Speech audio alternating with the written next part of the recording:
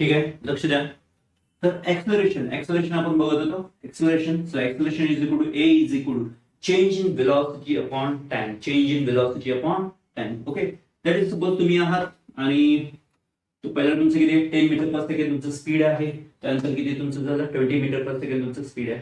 Okay, म्हणजे speed मध्ये change झालं, पर्टिक्युलर डिरेक्शन मध्ये स्पीड मध्ये चेंज झालं, स्पीड वाढलेलं आहे. ओके, बी काय झालं इन्क्रीज झालं, बी काय झालं इन्क्रीज झालंय.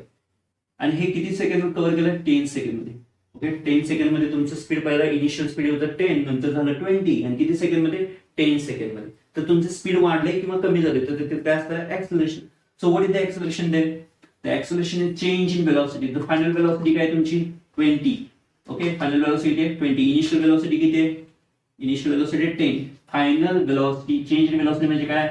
फायनल वेलॉसिटी बार देतोय, बार म्हणजे डिरेक्शन येणार, वेक्टर येणार, V initial bar upon time T. Clear होत आहे? सो टी वर बार देऊ नका कारण टाइम वेक्टर नाही आहे. आपण ते सगळं बघणार होतो वेक्टर टॉपिक मध्ये. कुठले फिजिकल क्वांटिटी स्केलर आहेत, कुठले क्वांटिटी वेक्टर आहेत. ठीक आहे. So acceleration 20 minus 10, 20 minus 10 upon time किती 10. सो 20 मायनस 10 म्हणजे 10 by 10 that is 1 metre per second square. Okay, acceleration तुम्हाला 1 मीटर पर सेकंड स्क्वेअर. कारण इथं ऍक्सलरेशन स्पीड वाढले त्यामुळे ऍक्सलरेशन तुम्हाला मिळालं 1 metre per. That is a positive accel. कुठला आहे? पॉझिटिव्ह. ते सपोज आणि एखादं एक्झाम्पल जर आपण घेतलं, सपोज तुम्ही आहात यू, इनिशियल स्पीड तुमचं 10 मीटर पर सेकंड असेल आणि त्यानंतर ए पोझिशनला बी पोझिशनला जेव्हा पोहोचला after 10 second, after suppose 5 second, okay 5 second, after 5 second. Okay, तर तुमचं स्पीड जे आहे ते किती आहे? इथे पोहोचल्यानंतर सपोज बी पाशी पोहोचल्यानंतर तुमचं किती आहे 5 मीटर पर सेकंड. म्हणजे इथं व्ही तुमचा काय झालं, स्पीड काय झालं डिक्रीज झाली. पर्टिक्युलर डिरेक्शन मध्ये स्पीड तुमचं काय झालं डिक्रीज. पर्टिक्युलर डिरेक्शन मध्ये स्पीड डिक्रीज झाली. Speed magnitude direction direction direction काय म्हणजे तुम्ही काय सांगताय व्हेक्टर सांगताय. स्पीड म्हणजे ओनली मॅग्निट्यूड, डिरेक्शन सांगितलं तर वेलॉसिटी होते. ठीक आहे. सो इथं स्पीड तुमचं डिक्रीज होते. इनिशियल 10 आहे, नंतर किती 5. तर ऍक्सलरेशन किती असणार? ऍक्सलरेशन म्हणजे काय? Final velocity minus initial velocity upon time. So A is equal B final किती आहे? बार दिला. ओके, इथे मी ओनली मॅग्निट्यूड घेतोय. ओके, इथे बार द्यायची आता गरज नाही, मी फक्त इथे काय होते मॅग्निट्यूड घेतोय. So 5 minus 10 divide by time किती 5 सेकंड. किती होतं ऍक्सलरेशन? 5 मायनस 10 म्हणजे किती? मायनस 5 डिवाइड बाय 5 म्हणजे minus 1 metre per second square. निगेटिव्हचं meaning काय? इथे ऍक्सलरेशन डिक्रीज होत चालेल. काय होत चालेल? डिक्रीज. निगेटिव्ह ऍक्सलरेशन म्हणजे वेलॉसिटी गोज ऑन डिक्रीजिंग. इथे ऍक्सलरेशन पॉझिटिव्ह म्हणजे velocity goes on increasing. Clear होत आहे? समजतंय? कारण acceleration is vector quantity. Acceleration काय आहे? Vector quantity, pure vector quantity आहे. त्यामुळे त्याच्या डिरेक्शनचा विचार केला जातो. पहिला स्पीड वाढत चाललंय, दॅट इज ऍक्सलरेशन. स्पीड कमी होत चाललंय, negative accel, that is a retardation. म्हणजे गाडी प्लॅटफॉर्म वरून निघाली आहे, ऍक्सलरेशन. गाडी प्लॅटफॉर्म पोहोचतीये, ट्रेन वगैरे प्लॅटफॉर्म पोहोचते, त्यावेळी त्याचं काय होणार? Velocity goes on decreasing. त्यावेळी ऍक्सलरेशन जे आहे ते निगेटिव्ह असणार. काय असणार? निगेटिव्ह. त्याला रिटार्डेशन. त्याला काय म्हणायचं? रिटार्डेशन. क्लिअर होत आहे? समजते? सो ऍक्सलरेशन म्हणजे काय? Change in velocity upon time. तुमचं फायनल जास्त असेल इनिशियल पेक्षा तर ऍक्सलरेशन पॉझिटिव्ह. फायनल तुमचं पहिला इनिशियल पेक्षा कमी स्पीड असेल किंवा वेलॉसिटी असेल तर तुमचं ऍक्सलरेशन काय असणार? निगेटिव्ह असणार. काय असणार तुमचं? Negative acceleration. समजतंय? So acceleration nothing but what? It is the change in velocity upon time. Change in velocity upon time. It is a vector quantity. Which quantity? Vector quantity. Clear होत आहे?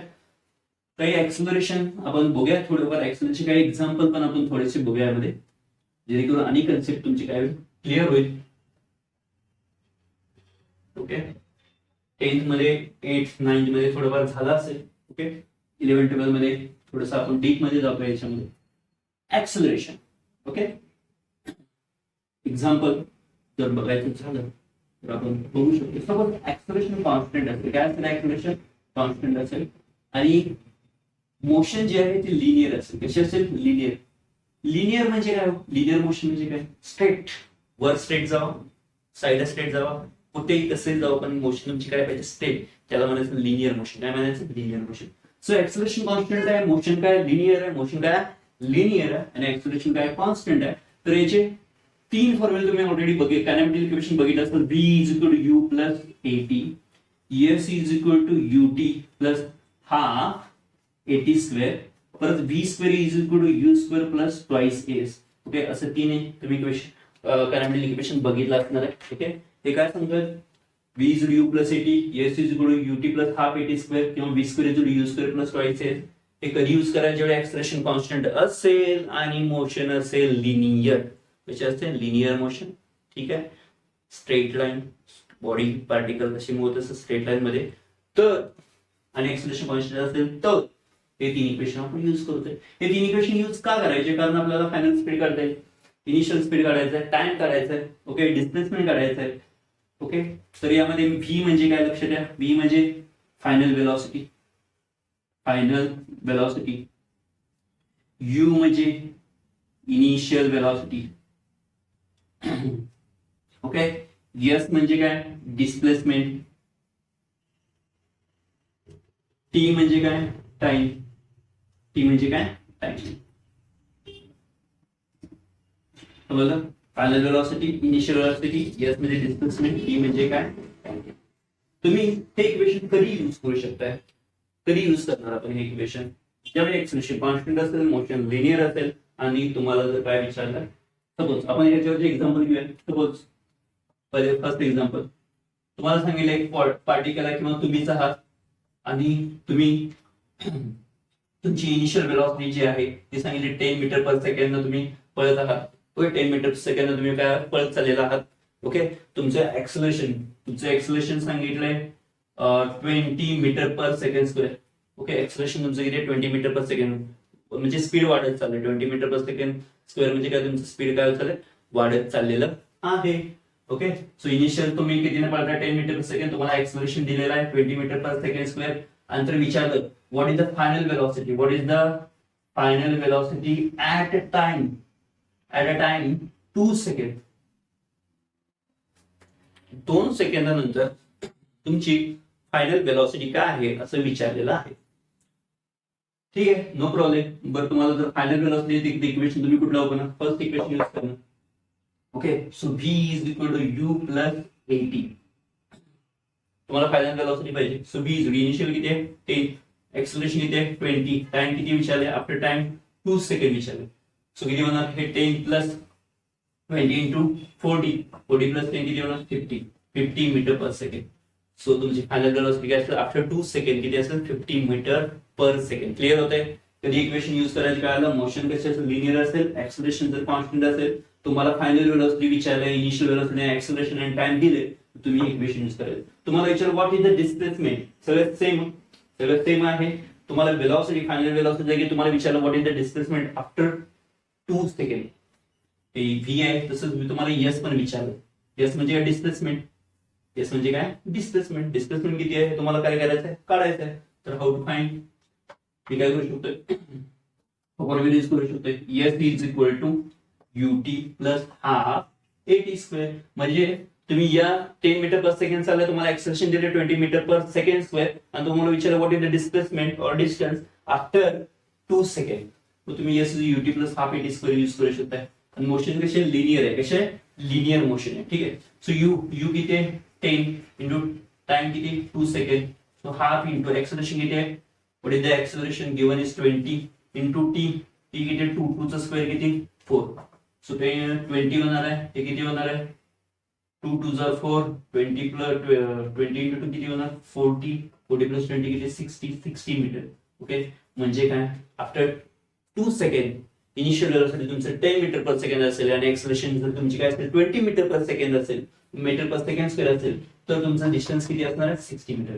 तुम्ही काय करू शकताय, तुम्ही व्हॅल्यू चेंज करून काय करू शकताय, डिस्प्लेसमेंट काढू शकताय, तुम्ही टाइम काढू शकताय, गिवन काय दिले बघायचं आणि काय फाइंड करायचं विचारलं, त्यावर तुम्ही काय करू शकताय, हे इक्वेशन 3 इक्वेशन यूज करून तुम्ही सॉल्व्ह करू शकताय. तुम्ही काय काय सॉल्व्ह करू शकताय, displacement, distance, velocity, acceleration, time, या इक्वेशन वरून तुम्ही काय करू शकताय, फाइंड करू शकताय. Actually is very very important. हे 3 इक्वेशन व्हेरी RMP का, यावर motion one dimension, motion plane मध्ये गेला तर सर्क्युलर मोशन पण आहे आणि प्रोजेक्टाइल मोशन, या 3 इक्वेशन वर डिपेंड आहे. मोशन वन डायमेन्शन डिपेंड आहेच आहे जेई नीट मध्ये मोशन वन डायमेन्शन. तसं मोशन इन 2 डायमेन्शन म्हणजे प्लेन मध्ये गेल्यानंतर frictional force, sorry projectile motion आणि सर्क्युलर मोशन मध्ये पण हे आपल्याला हे लागणार आहे. Very very IMP. याच्यावरचे एक्झाम्पल मी इथे एक दोन सॉल्व्ह करून दाखवले, बट हे जे बरेचसे आपण प्रॅक्टिस करून घेणार आहे जेणेकरून आपल्याला हा पार्ट खूपच सोपा जाईल. ओके, समजतंय तुम्हाला? एक्झाम्पल एकच MCQ जमतोय, इट्स व्हेरी बॅड. ओके, एकच MCQ एक दिले आणि एकच एक्झाम्पल जमत नाही. तुम्हाला त्यावर नंबर ऑफ एक्झाम्पल स्वतः तयार करायला जमतात व्हॅल्यू चेंज करून, तर समजून जावं तुम्हाला फिजिक्स तुम्ही काय करताय, एन्जॉय करताय आणि तुम्ही कॉम्पिटेटिव्ह एक्झाम काय करू शकताय, तुम्ही पास होऊ शकता. कारण हेच एक्झाम पडतील, विचारले जातील असं नाहीये, व्हॅल्यू चेंज करून देणार. पण तुम्हाला त्यातले बेसिक कन्सेप्ट कळणं गरजेचं आहे. बाबा इक्वेशन यूज करायचं, इक्वेशन काय यूज करायचं हे जर एक्सलेशन कॉन्स्टंट आणि मोशन कसे दिले तर लिनियर, तर हे 3 इक्वेशन करून तुम्ही final, initial velocity, time, displacement काय करू शकताय, फाइंड करू शकताय. गिवन काय दिले बघायचं, टू फाइंड काय विचारले बघायचं, त्याप्रमाणे तुम्ही काय करायचं हे फॉर्म्युले यूज करायचे आहेत. ठीक आहे, तर आपण ह्या व्हिडिओ लेक्चर मध्ये आपण बघितलेलं आहे distance, displacement, speed, velocity, acceleration. Very very important आहे. हे खूप बेसिक आहेच, यायलाच पाहिजे. 100% ही कन्सेप्ट क्लिअर व्हायलाच पाहिजे. याच्यावर सगळं अख्खं फिजिक्स आहे. ठीक आहे, जिथे मेकॅनिक्स येणार आहे, जिथे मोशन येणार आहे, तिथे तिथे सगळं distance, displacement, velocity, okay, speed आणि एक्सेलरेशन येणार आहे. हे व्हिडिओ 2 ते 3दा बघून काढा. ओके, हे जे नोट्स बनवा, is very very important. Clear होत आहे? जर तुम्हाला आवडलं असेल तर तुम्ही काय करू शकता, लाईक करू शकताय, शेअर करू शकताय. चॅनल जर सबस्क्राईब केलं तर सबस्क्राईब करा.